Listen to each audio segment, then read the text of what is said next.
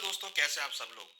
आज फ्राइडे है, या यूं कहें कि जून की शुरुआत हुई है फ्राइडे से। और ये एक तरीके से ब्लैक फ्राइडे के तौर पे देखा जाएगा, क्योंकि आज हमने ऐसे अनाउंसमेंट्स होते हुए देखे हैं जिसमें भारत की इकोनॉमी के प्रोजेक्शंस लोअर किए गए हैं। और कहीं ना कहीं उसकी वजह से हमने भारतीय शेयर बाजार में गिरावट आते हुए देखी है। ये गिरावट क्यों आई है? ये गिरावट हम सब जानते हैं कि ये गिरावट आई है यूएस और ईरान की वॉर की वजह से, या यूं कहें कि यूएस और ईरान की वजह से जो क्रूड के प्राइस बढ़ गए हैं उसकी वजह से सबसे ज्यादा डेंट इंडियन इकोनॉमी को लगता हुआ नजर आया है। और उसकी वजह से भारत की जो ग्रोथ का प्रोजेक्शन है फाइनेंशियल ईयर 27 के लिए कम कर दिया गया है। तो यहाँ अगर हम बात करें जीडीपी को लेके, तो आज एमपीसी की मीटिंग में आरबीआई गवर्नर ने कहा है कि जो भारत की जीडीपी है वो 6.6% हो सकती है, जिसको घटाया गया है 6.9% से। वहीं जो इन्फ्लेशन है वो 5.1% कर दिया गया है। एक्सपेक्टेशन किया गया है कि जो इन्फ्लेशन है फाइनेंशियल ईयर 27 में 5.1 रह सकता है, जो पहले 4.6% था। मींस ग्रोथ कम की गई है, इन्फ्लेशन को बढ़ाया गया है। तो यहाँ अगर आप देखेंगे तो ये एक थोड़ा सा नेगेटिव सेटबैक है मार्केट के लिए इंडियन पर्सपेक्टिव से। तो यहाँ अगर हम देखें तो ये अनाउंसमेंट होने के बाद, ये अनाउंसमेंट एग्जैक्ट 10 बजे हुई थी शुक्रवार के दिन, और उसके बाद मार्केट में गिरावट देखने को मिली। यहाँ अगर हम देखें तो आज फाइनली निफ्टी इस हफ्ते की क्लोजिंग 23,366 के लेवल पे हुई। वीकली पर्सपेक्टिव से निफ्टी करीबन 0.77% नेगेटिव क्लोज होती हुई नजर आई। बैंक निफ्टी की अगर बात करें 54,496 के लेवल पे क्लोज होती हुई नजर आई 0.47% के गेंस के साथ में। सेंसेक्स में अगेन 0.71 की गिरावट रही, जो कि करीबन 74,243 के लेवल पे क्लोज होता हुआ नजर आया। रुपी हालांकि इस हफ्ते फ्लैट नोट पे रहा, हालांकि थोड़ी स्ट्रेंथ हमने रुपी में आती हुई देखी, 94.93 के लेवल पे बंद होता हुआ नजर आया। वहीं हमने देखा जहां स्मॉल कैप और मिड कैप अच्छे खासा ग्रोथ कर रहे थे, आज वहां पर भी गिरावट देखने को मिली। और स्मॉल कैप और मिड कैप में भी नेगेटिव ट्रेंड देखने को मिला। स्मॉल कैप ऑलमोस्ट 0.16% की गिरावट के साथ ट्रेड होता हुआ नजर आया। मिड कैप के अंदर भी करीबन 2.5% की गिरावट देखने को मिली। तो ओवरऑल अगर हम देखें तो mid cap, small cap, Nifty, Sensex सभी के अंदर गिरावट देखने को मिली। रुपी यहाँ पर थोड़ा स्ट्रेंथ लेता हुआ नजर आया। यहाँ अगर हम बात करें कि अगला हफ्ता कैसा हो सकता है, तो डेफिनेटली थोड़ा सा नेगेटिव ट्रीट होता हुआ दिख रहा है, क्योंकि ग्रोथ फोरकास्ट नेगेटिव हुआ है, ग्रोथ फोरकास्ट कम हुआ है, उसका इंपैक्ट भारतीय बाजारों में आएगा।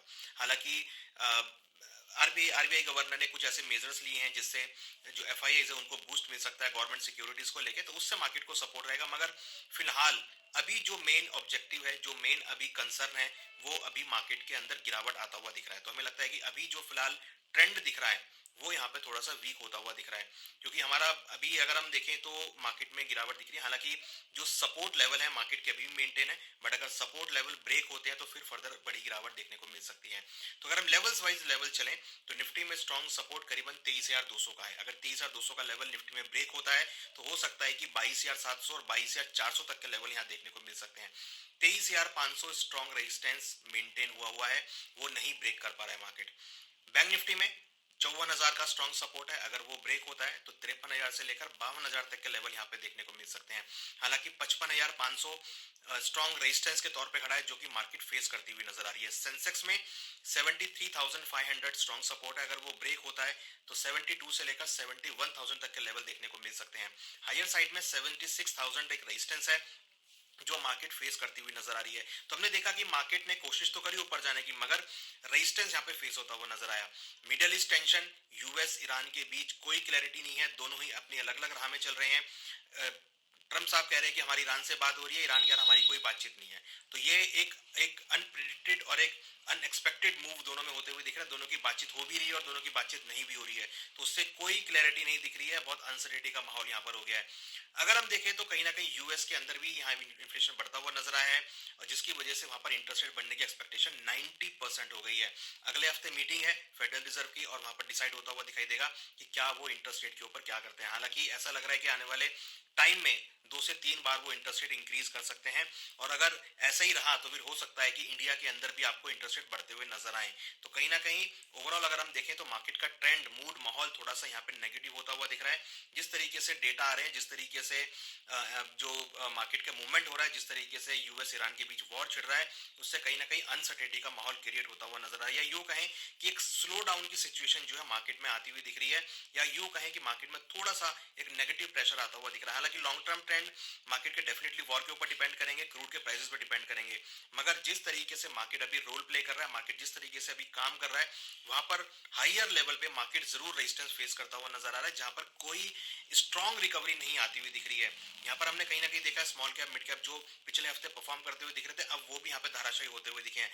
तो अगर हम ओवरऑल बात करें तो मार्केट का मूड माहौल डेफिनेटली सपोर्ट लेवल के ऊपर टिका हुआ है। अगर सपोर्ट लेवल ब्रेक होते हैं तो फर्दर आपको मार्केट में गिरावट देखने को मिलेगी। तो यहाँ पर कॉशियस अप्रोच रखने की जरूरत है।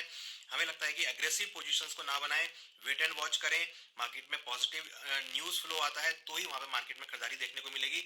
कहीं ना कहीं मार्केट अभी हमें लगता है कि साइडवेज मार्केट से बाहर रहने में अच्छी बात है, क्योंकि हम देख रहे हैं गोल्ड सिल्वर में भी गिरावट आती हुई दिख रही है, बिटकॉइन के अंदर भी हमने गिरावट आती हुई देखी है, क्रिप्टो करेंसी में गिरावट आती हुई देखी है, इक्विटी मार्केट में गिरावट आती हुई दिख रही है। तो अक्रॉस द एसेट क्लास सभी में गिरावट आती हुई दिख रही है। डॉलर इंडेक्स अपने 2 महीने के उच्चतम स्तर पर आ गया है, वो कहीं ना कहीं मार्केट पे सेलिंग प्रेशर लाता हुआ दिख रहा है।